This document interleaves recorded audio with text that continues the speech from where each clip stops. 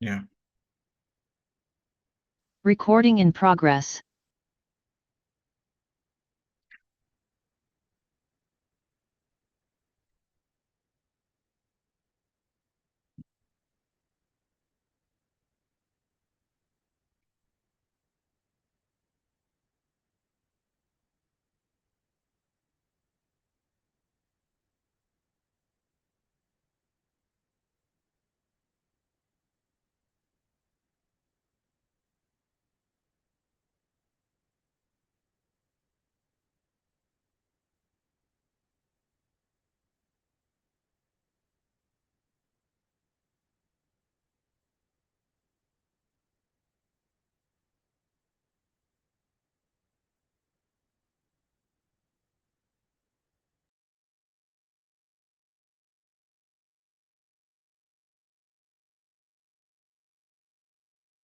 Hola, ¿cómo están? Buenas tardes, gracias por la invitación. Disculpen nuevamente la demora, pero el tráfico está un poco complicado.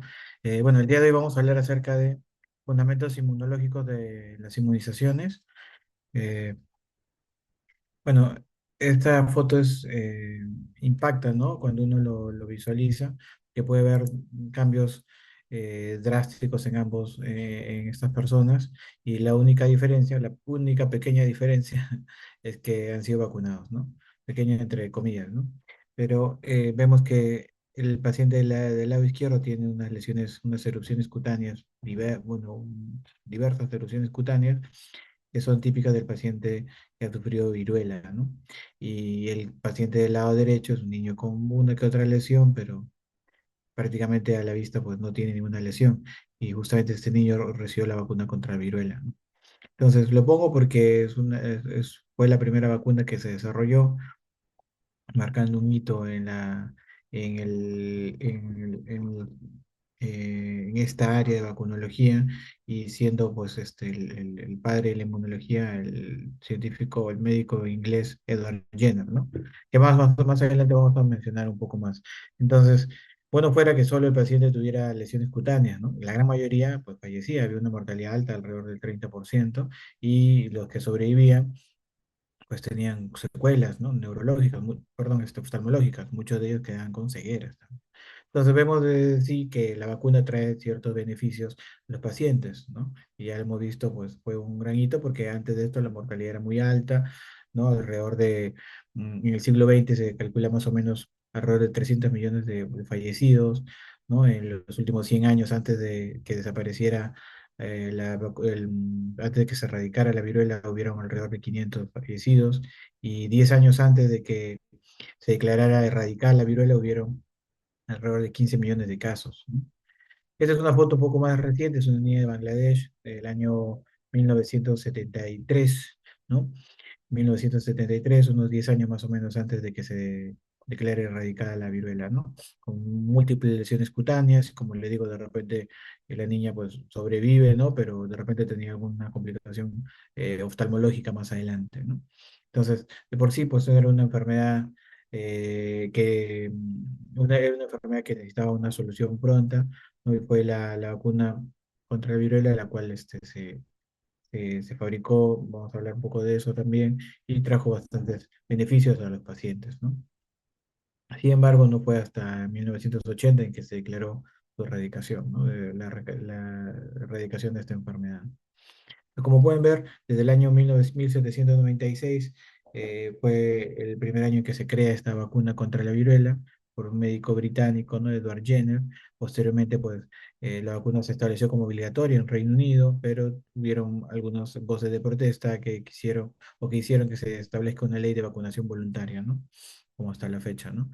Eh, Se desarrolló también la vacuna contra la rabia, el SPR, la vacuna contra la gripe, fiebre amarilla, en fin, todas las vacunas que nosotros conocemos, y en los últimos años, pues la vacuna contra el COVID, ¿no? 19 que todos conocemos, ¿no?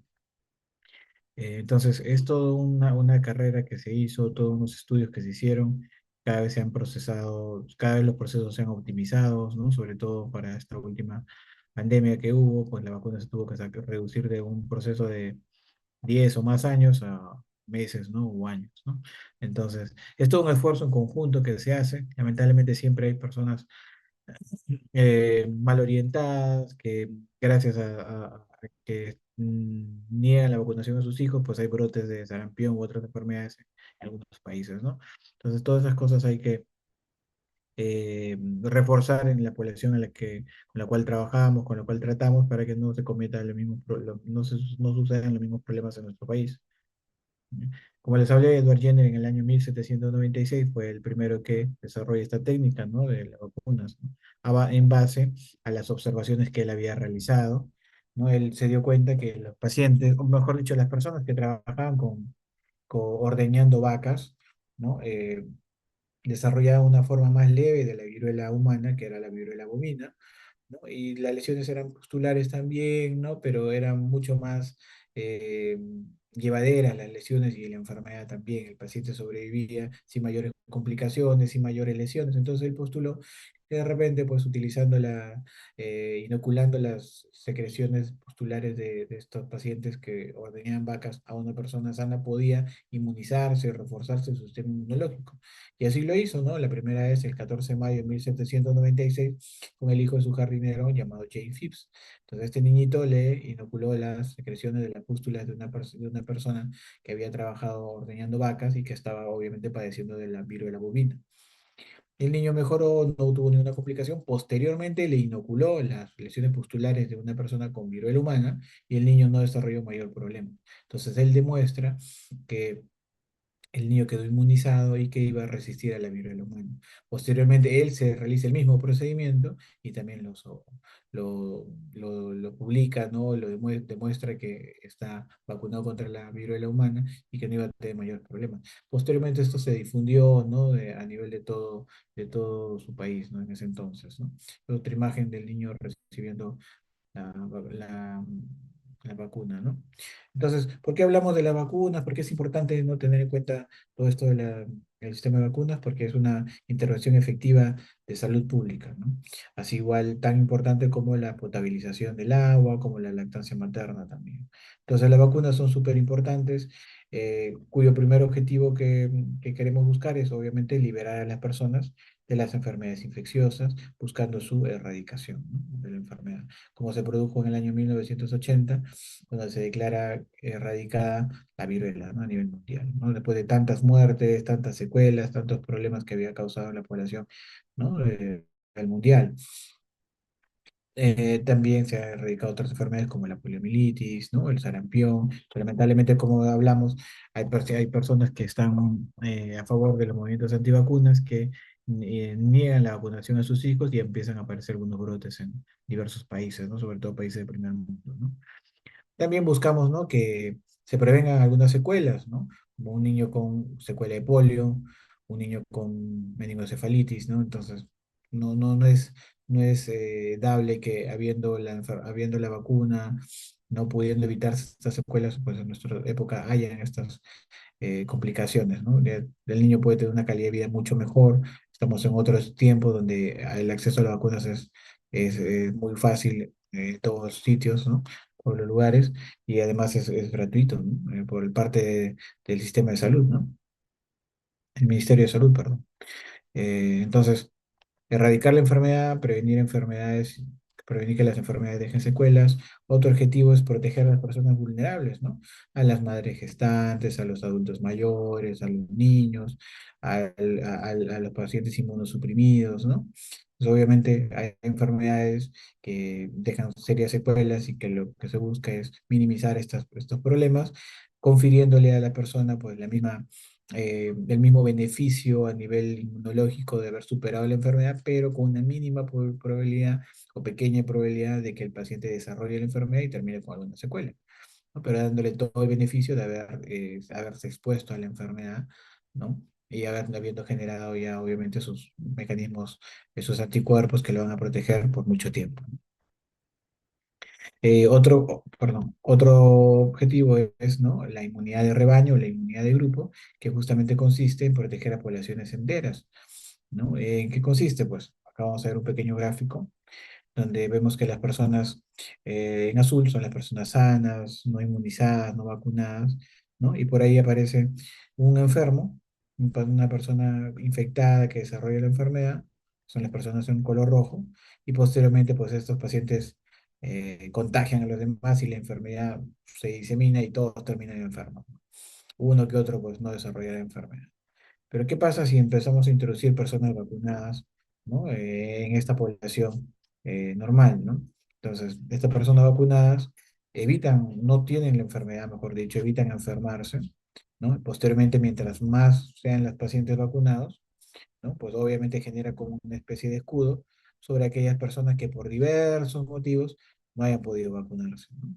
Siempre hay alguno que otro detractor o una otro paciente que por X motivo no se pueda llegar a vacunar, pero como son tan grandes, o tan numerosos los pacientes vacunados, pues no desarrollan enfermedad, y digamos que estas personas que no se llegan a vacunar están protegidas de una u otra manera. Entonces lo que se busca es esto, ¿no?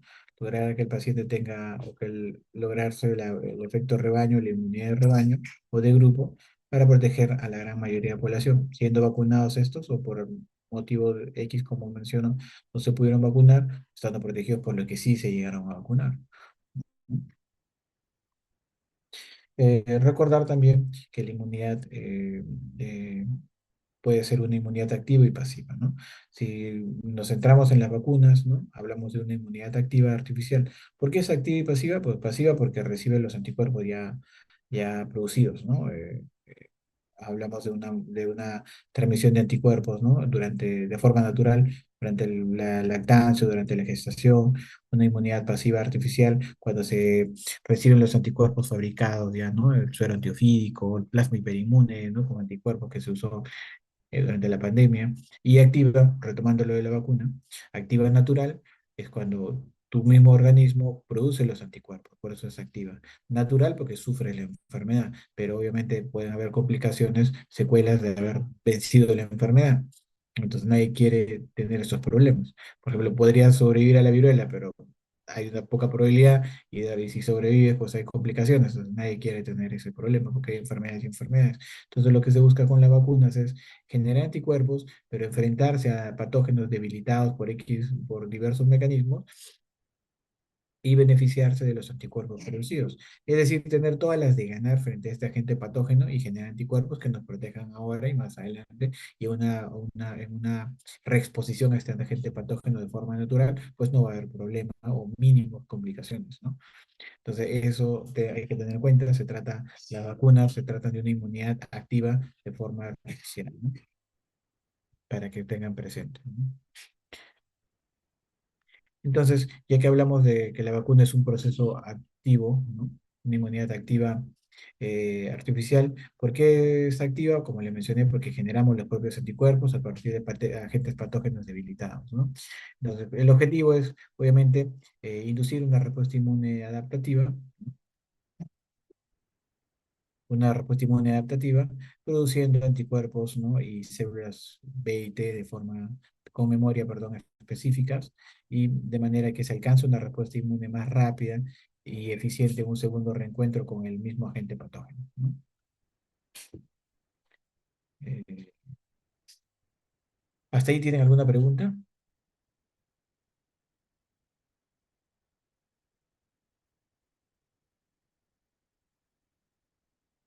No, no, entonces, bueno, continuamos. Entonces, no se olviden que la vacuna reproduce una inmunización activa.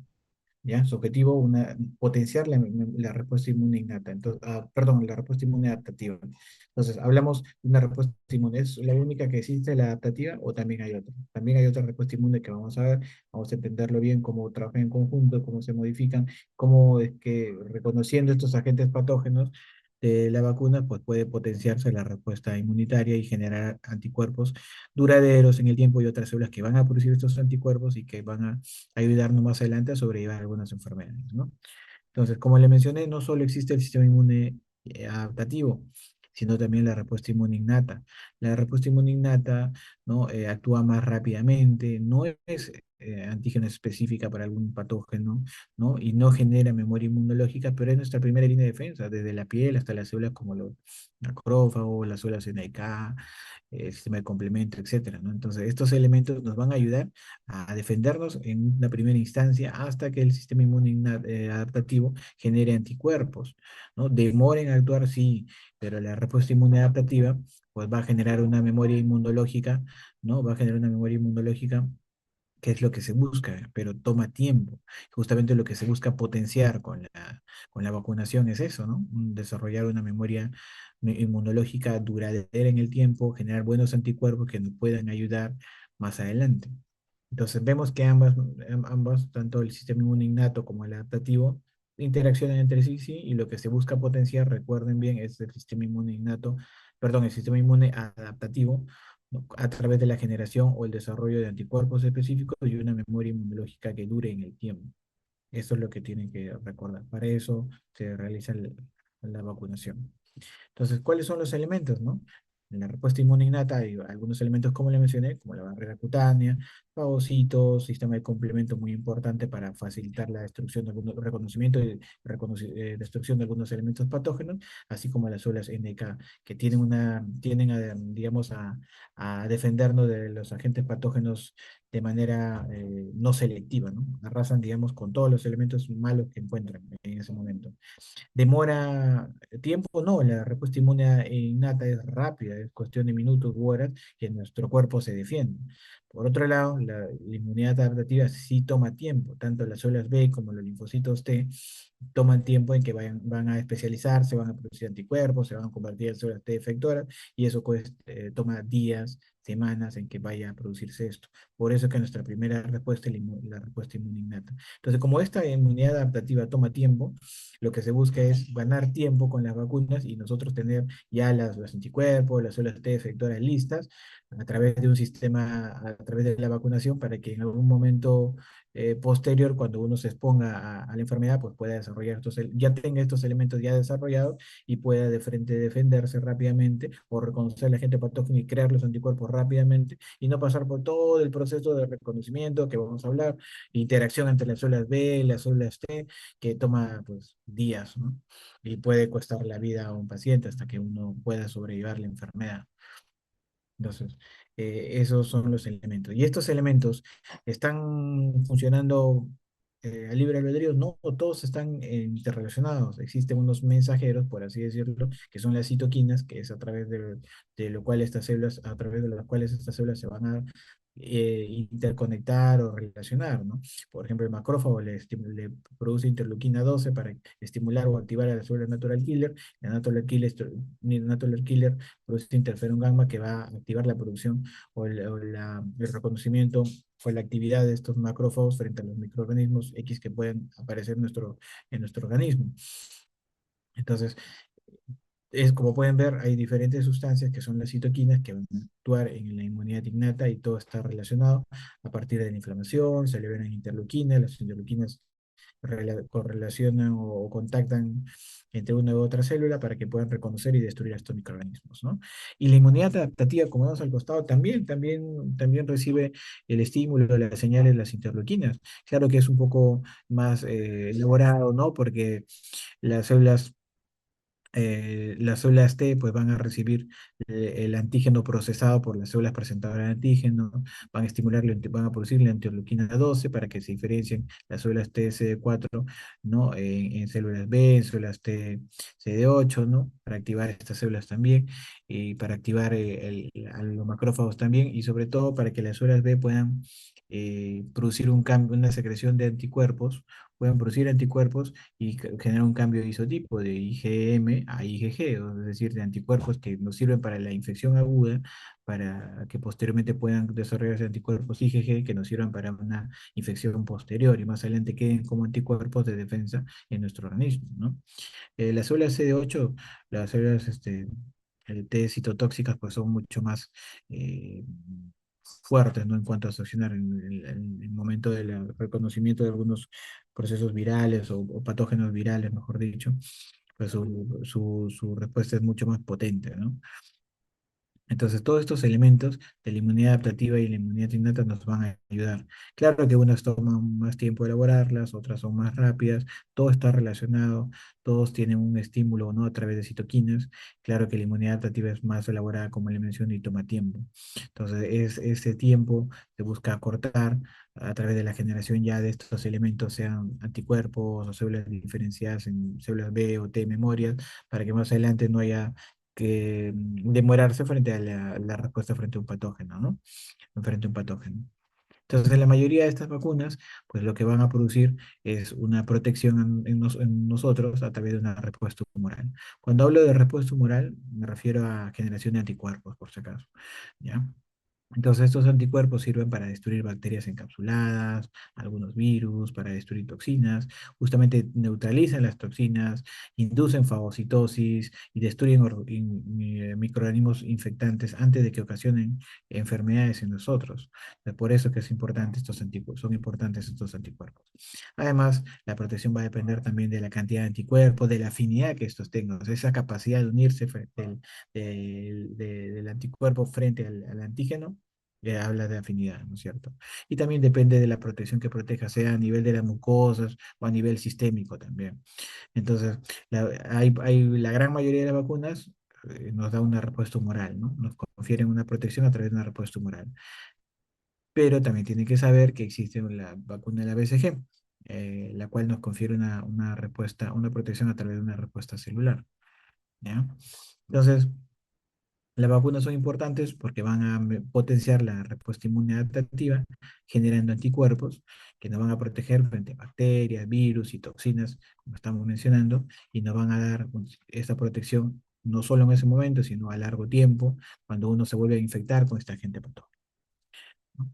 Eh, Justamente nosotros vemos en este gráfico que cómo es que se va a producir esta respuesta, porque llega un momento en que la barrera natural es transgredida por esos agentes patógenos, pasan esta barrera natural, ¿no? Pero no está solo nuestro organismo.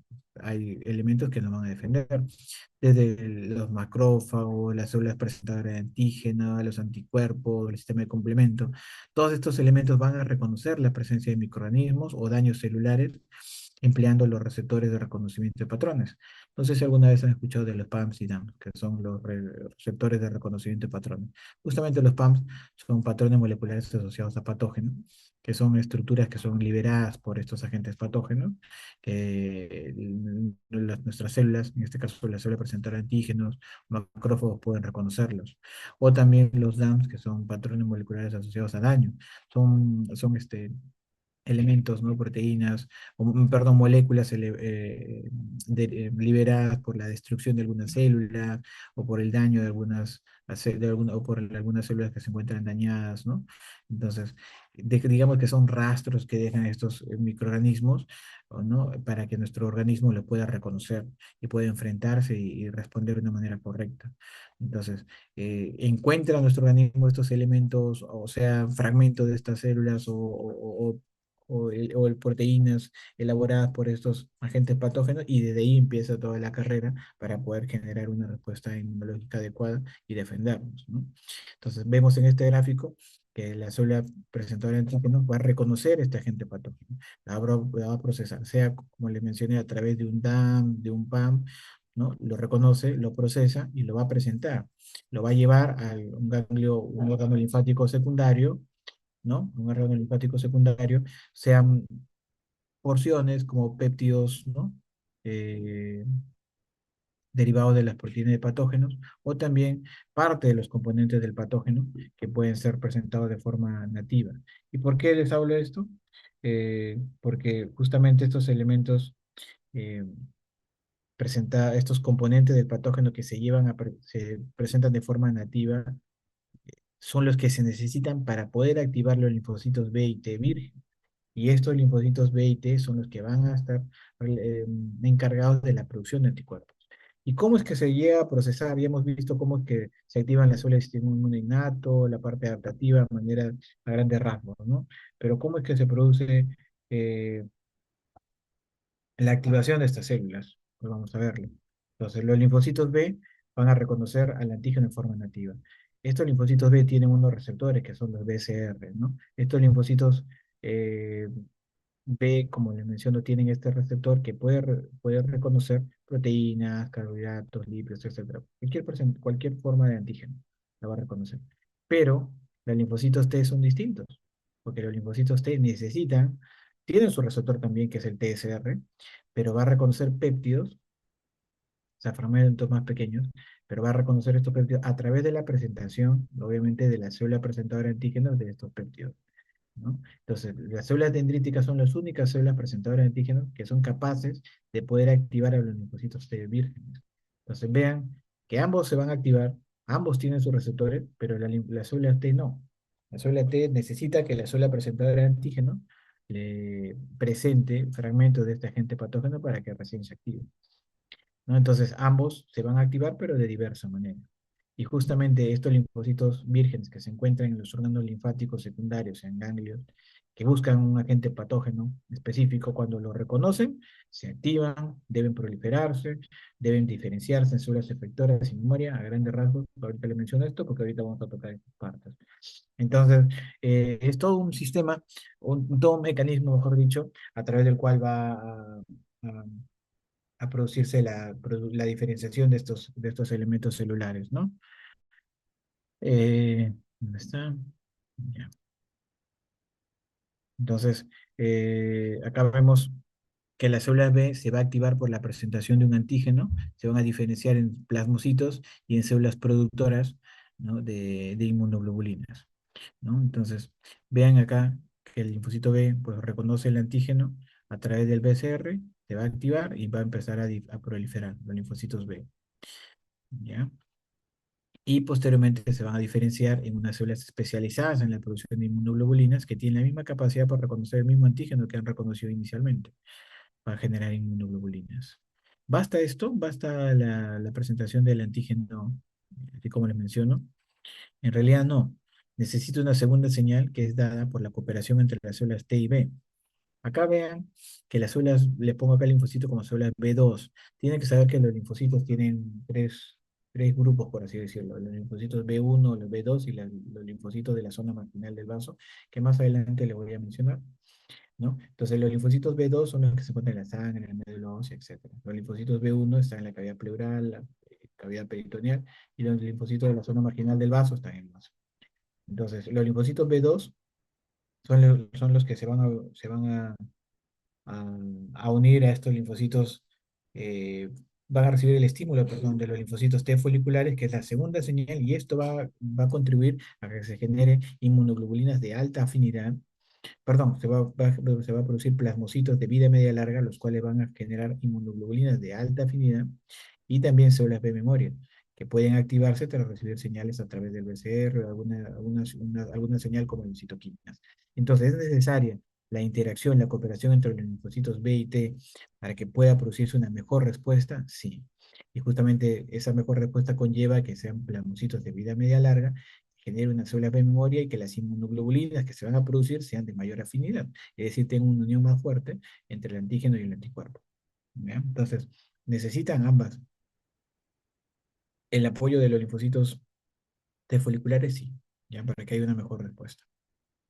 Justamente estas células de memoria aseguran que un segundo encuentro ¿no? con el antígeno la respuesta sea más rápida, más eficiente, como se puede ver acá en este gráfico, ¿no? Esta es la primera respuesta y la segunda respuesta es más rápida, más duradera, ¿no? Y las células de memoria que quedan son mejores.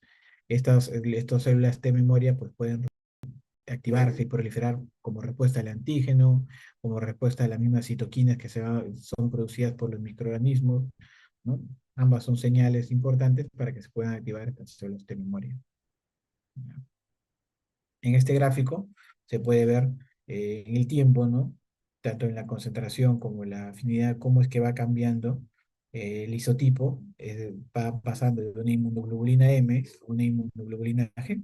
Justamente eso es lo que se busca con la vacunación, que se genere más inmunoglobulina G, que son los anticuerpos que quedan como protección a largo tiempo, ¿no? Las IgM son los anticuerpos que nos sirven en el momento agudo de la infección, ¿no? Y además aumenta la afinidad en el tiempo, es decir, hay más fuerte el enlace entre los anticuerpos contra los antígenos, los cuales se buscan contra los cuales se busca protegernos. También aumenta la concentración sérica de estos anticuerpos. Hay mayor producción de IgG, se pasa de IgM a IgG, por así decirlo, y la afinidad es más fuerte en el tiempo, como pueden ver. Acá está la concentración, el primer gráfico, más grande de IgG, y la afinidad también va en aumento, ¿no? Eso es lo que se busca en las semanas post vacunación, que se busca con la vacunación y se puede visualizar en este seguimiento en las semanas post vacunación, ¿no? Entonces, es importante que sepan esa interacción que se produce entre linfocitos B y T para entender cómo es que se van a producir los anticuerpos y cuál es el beneficio de que haya esta interacción a- en el día a día para poder entender cómo funcionan las vacunas en nuestro organismo, ¿no? En este caso, la vacuna pues, está representada por el antígeno, ¿no? Patógeno, ¿no? Entonces, esta memoria humoral, que es la que se busca potenciar, esta memoria humoral se refiere a los anticuerpos, al nivel de anticuerpos que nos van a ayudar en el tiempo, se pueden activar perdón, se pueden generar por la activación de células B, que a su vez se van a activar por los antígenos o por la estimulación por los PAMs o DAMs o por una u otra citoquina. También la memoria humoral se mantiene en el tiempo por los plasmocitos de vida media larga, porque justamente son células B especializadas en la producción de anticuerpos, que a largo tiempo pues, nos va a ayudar a seguir produciendo anticuerpos. Algunos incluso se, se ¿cómo le digo? Mantienen en unos nichos especializados donde pueden durar mucho más tiempo y de ese lugar pues pueden empezar a producir anticuerpos durante mucho tiempo, ¿ya? Y estas células B o esta generación de plasmocitos, que son las células B especializadas, son estimuladas no solo por las células B que se activan, sino también por la exposición a algunas sustancias llamadas citoquinas, como le menciono, y a los PAMs o DAMs o elementos o rastros que quedan de estos agentes patógenos que han producido algún problema en nuestro organismo, ¿ya?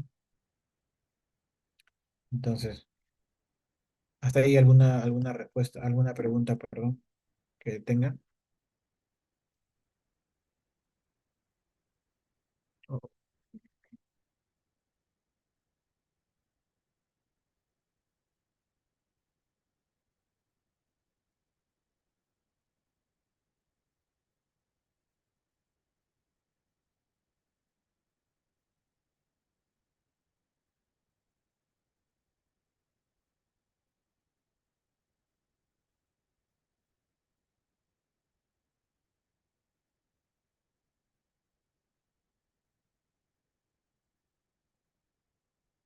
hola, ¿alguna pregunta? No, no.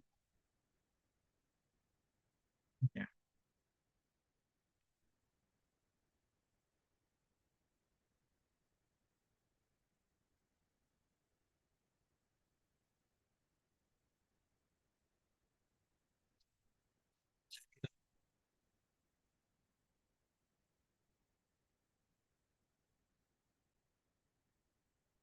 Hay una pregunta. Todo claro hasta el momento. Ya. Entonces, sigamos. Hay una parte más que quiero mencionarles. Mm.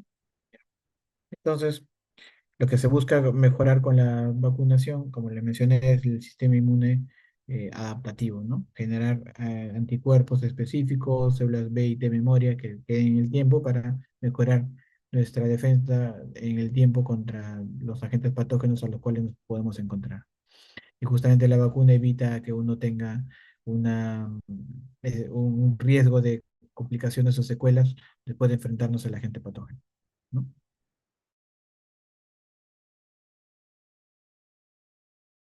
Y nos dan los beneficios de haber sufrido, entre comillas, la enfermedad, ¿no? Ya, pues sigamos con la ponencia.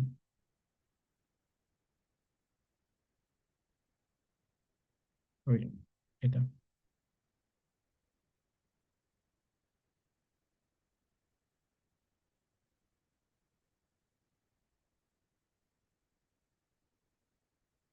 Voy a dejar de compartir y volver a compartirlo porque no sé por qué no lo puedo mover.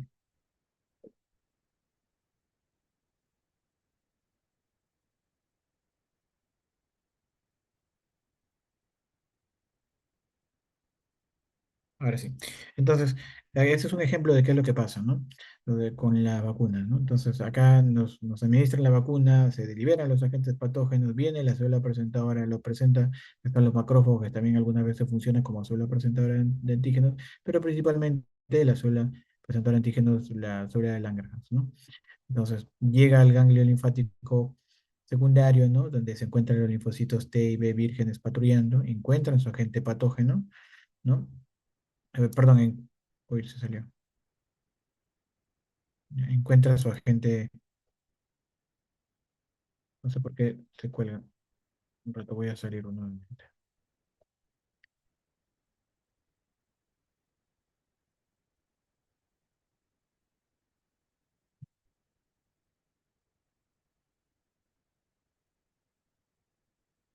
Entonces, como le mencioné, la sola presentadora de antígenos va a llevar estos agentes patógenos a los ganglios linfáticos secundarios, ¿no? En donde van a ser reconocidos por los linfocitos T y B vírgenes, ¿no? Y van a servir para que estos puedan diferenciarse posteriormente. Y esta diferenciación pues, va a generar linfocitos efectores y productores de anticuerpos, ¿no? Entonces, las vacunas tienden a ser, como estamos viendo acá, gérmenes debilitados, muertos, o algunas partes de gérmenes, por así decirlo, ¿no? Entonces, estos agentes patógenos se enfrentan a nuestro sistema inmune y nuestro sistema inmunológico los reconoce en un primer momento, ¿no? Y los ataca. Pero como son agentes patógenos debilitados en general, pues tenemos todas las de ganar, ¿no? Pero y más adelante, cuando tengamos la exposición a gérmenes más fuertes, más resistentes, o sea, la enfermedad en sí, nuestro sistema inmunológico ya está capacitado, tiene todas las herramientas necesarias para que puedan ganar o vencer fácilmente sin complicaciones o con mínimo riesgo de complicaciones. Esa es la manera esquemática que es lo que pasa.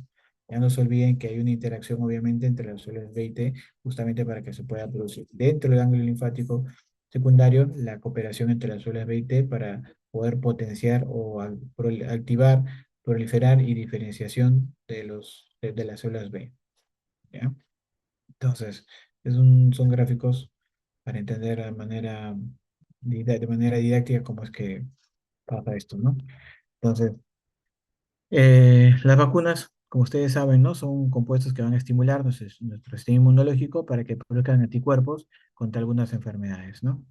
La vacuna es un acto que consiste en administrar una vacunación, perdón, es un acto que consiste en administrar la vacuna a una persona. Esta inmunización que se logra es una consecuencia de la vacunación y cuando la persona produce anticuerpos contra lo cual ha sido vacunada. La vacuna se trata de una preparación viable, inerte, que actúa como un inmunógeno, es decir, aquella sustancia que es capaz de producir una respuesta inmune en nosotros. El objetivo es conferir una inmunidad. Esta inmunidad pues debe ser protectora y duradera para que sea ideal en nuestro organismo, ¿no? La vacuna ideal tiene diversas características, ¿no? Tiene que ser eficaz, que proteja a todos los individuos, que tenga una buena memoria, duradera, ¿no? Que supere variantes antigénicas, que sea accesible económicamente, que no interfiera con pruebas diagnósticas, que sea inocua, que sea fácil de administrar y estable. Entonces, como le mencioné, cuando uno se vacuna, pues genera una respuesta inmunitaria, ¿no? A través de la vacunación se simula una enfermedad infecciosa, pero donde nosotros tenemos todas las de ganar, se genera una respuesta inmunitaria, sí es cierta, pero con facilidad, digamos, con ayuda para que nosotros podamos mejorar nuestro sistema inmunológico y generar anticuerpos, sin o con el mínimo riesgo de daños o lesiones, ¿no? Eso es lo que se busca. Entonces, este proceso de vacunación es un proceso activo. Recuerden que la inmunidad innata, la vacuna es un ejemplo de inmunidad activa, ¿no? Artificial, ¿no? También hay una inmunidad pasiva, que es justamente lo que les hablé al inicio, ¿no? La transferencia de anticuerpos a través de la madre, a través de la placenta cuando está gestando la madre, o a través de la lactancia, o los sueros producidos en animales, ¿no? Sueros antiofídicos, o el plasma hiperinmune en el caso de lo que se utilizó durante la pandemia, ¿no? La vacuna tiene algunos elementos, entre ellos el antígeno, ¿no? Algunos adyuvantes. Ustedes saben que hay varios tipos de vacunas, ¿no? Vacunas atenuadas, inactivadas. Justamente son atenuadas porque el patógeno está debilitado, pero la respuesta inmune casi es idéntica a la forma natural, pero todavía puede dividirse. Ejemplos de vacunas atenuadas: sarampión, rubiola, papera, fiebre amarilla, varicela, etcétera. Justamente la atenuación consiste en eso, ¿no? En disminuir la virulencia del organismo, pero conservando su inmunogenicidad, es decir, que tienen eh, la misma capacidad de respuesta para producción de anticuerpos, pero disminuyendo la capacidad que tienen estos de causar enfermedad, ¿no? Y mientras que las vacunas inactivadas, que pueden ser inactivadas por diversos mecanismos químicos o por calor, convierten un virus viable en un virus inactivado. ¿No? Justamente este virus inactivado lo que va a producir es que sea más segura que una vacuna activa, ya que no se replica en el huésped. Sin embargo, la respuesta por parte de los linfocitos T es escasa o nula, la respuesta inmune no es tan fuerte y requiere más refuerzos o adyuvantes para que puedan mejorar la inmunidad en el paciente. Ejemplo, la vacuna contra la rabia, la polio, la influenza, la hepatitis A. Hay diferencias entre las vacunas atenuadas y inactivadas, sí. Las vacunas atenuadas requieren una o pocas dosis, mientras que las vacunas inactivadas son múltiples. El número de dosis de refuerzo es mayor con las inactivadas, son más reactogénicas las atenuadas, la capacidad de replicarse en organismos es más probable con las vacunas atenuadas, riesgo de enfermedad, de transmisión o de reversión son posibles con las vacunas atenuadas. Como ustedes saben, la inmunidad tumoral se potencia con ambas, sí, pero la inmunidad celular es escasa con las vacunas inactivadas a diferencia de las vacunas atenuadas, ¿no? También existen vacunas por subunidad, que son aquellas que contienen porciones de patógenos, como polisacáridos o proteínas de los patógenos. Estas vacunas por polisacáridos, de polisacáridos, ¿no? Que son independientes, la respuesta es independiente de los linfocitos T, solo funciona la activación de los linfocitos B. No es muy efectiva la vacuna de polisacárido por sí sola, no funciona en menores de 2 años, justamente por eso que se necesitan las vacunas conjugadas, es decir, un polisacario con una proteína. ¿No? No funcionan en aquellos niños de menos de 2 años. ¿Por qué? Porque los linfocitos B o los linfocitos B2 propiamente no están activados hasta a partir de los 2 años. Es allí donde juegan un rol muy importante los linfocitos de la zona marginal del vaso y los linfocitos B1. Entonces, si algún día le dice, ¿por qué esta vacuna no se puede poner en menores de 2 años? ¿O por qué se pone vacuna conjugada? Justamente es eso, para mejorar el efecto de este polisacario en los linfocitos. ¿Ya? No proporcionan una memoria y requieren una dosis repetida, sí. Es mucho más efectiva y duradera cuando se conjuga a proteínas. Eso también es cierto, lo que le estoy mencionando, ¿no? Eh, También existe, estos son los ejemplos, perdón, el neumococo, eh, el meningococo, hemófilos influenza, hepatitis B, ¿no? Virus papiloma humano, etcétera, ¿no? También hay vacunas protozoides, ¿no? Que contienen toxinas de los patógenos, como la toxina tetánica, la toxina distérica, y también existen los adyuvantes, ¿no? Que son justamente los que organizan y potencian la respuesta inmune. Hay efectos de depósito o algunos elementos que confieren propiedades inmunoestimuladoras al antígeno, ¿no? Estos adyuvantes, como le mencioné, pues generan un efecto de depósito, enlenteciendo la absorción y esto puede aumentar la inmunidad de la vacuna generada por la vacuna, ¿no? Eh, Facilitan la captura antigénica por parte de las células presentadoras de antígenos, aumentan la estimulación por parte de las células presentadoras de antígeno a través de la estimulación de los receptores, como los receptores de reconocimiento de patrones. Otras sustancias químicas eh, pueden aumentar la respuesta inmunológica generada por agentes bacterianos o virales, ¿no? Entonces, tiene ciertas ventajas o favorece, mejor dicho, la absorción de estos agentes patógenos y la presentación de estos agentes patógenos a los linfocitos B, o T, B y T para que puedan generar una respuesta inmunogénica mayor, ¿no? También pues están las vacunas que se generaron, pueden ver todas las que se generaron durante el COVID, ¿no? Todas las que se presentaron en aquella época, todas tenían el objetivo de mejorar la respuesta inmunológica, ¿no? A través de cómo, pues generando espículas y estas espículas pueden ser presentadas a las células dendríticas, las cuales iban a estimular los linfocitos B y T. Los linfocitos B iban a crear anticuerpos que bloquearan a este coronavirus, ¿no? Y los linfocitos T iban a destruir las células infectadas, ¿no?